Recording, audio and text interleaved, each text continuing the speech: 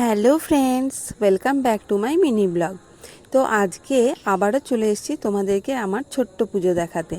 আজকে তো দধিকর্মা, তোমরা সকলেই জানো। তো আমার কাকু আছে, সেই কাকু পুজো খুব সুন্দর করে, সেই জন্য কাকু পুজোতে বসে গেছে। কাকুকে দিয়েই আমরা পুজো সব করাই। তো তারপরে যাই হোক, খেয়ে দিয়ে নিয়ে আমরা চলে এসেছিলাম একটু পাঞ্জাবি সেন্টারে। দেবের একটা পাঞ্জাবি নেওয়ার ছিল, তো পাঞ্জাবিটা কিনে ঠিনে আমরা ঘর এলাম। ঘরে এসে আর একজন দেখো বই নিয়ে বসে গেছে, কিন্তু অনেক পড়াশুনো করছে ও।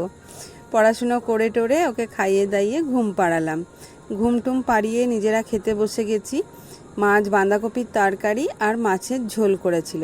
তো মাছের ঝোলটা এত সুন্দর মা করেছিল যে বলার কথা নয়। তো যাই হোক, আমার ব্লগটা কেমন লাগলো তোমরা কিন্তু অবশ্যই জানিও।